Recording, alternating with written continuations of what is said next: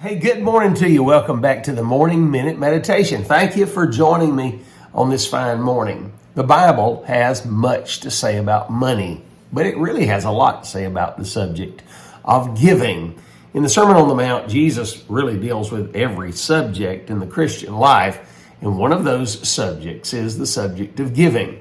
In Matthew chapter number 6, verse 2 and 3, he talks about not being as the hypocrites when you give. In verse 2, he said they like to sound the trumpet in the synagogue and in the street so everyone knows what they're giving. And it is then that Jesus follows up by saying they have their reward. In other words, they're not going to reap in the way they could have reaped. What they have reaped is reputation only for their giving. And that is a hypocritical reputation at best.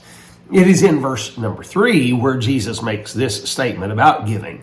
He said, "But thou, when thou doest thine alms, let not thy left hand know what thy right hand is doing." Simply dealing with the subject of privacy, or privacy as some would pronounce it, in giving in private. You receive back when you give. There's no doubt about that, one way or the other. It was the Apostle Paul to the Corinthian church that said, "He which soweth bountifully shall reap bountifully, and he that sows sparingly shall reap sparingly." He said, "Every man as he purposeth in his heart, so let him give, not grudgingly, nor of necessity, for the Lord loveth a cheerful giver."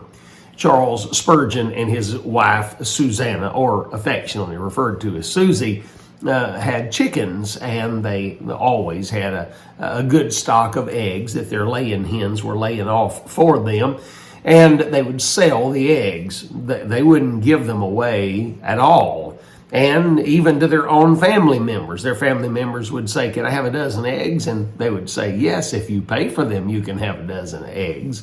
And they developed a reputation as being stingy, skin-flinted, greedy people. The truth is, they were taking that money and they were supporting some local widows in their community, and no one knew that because the Spurgeons did not want to be known for how they gave their money.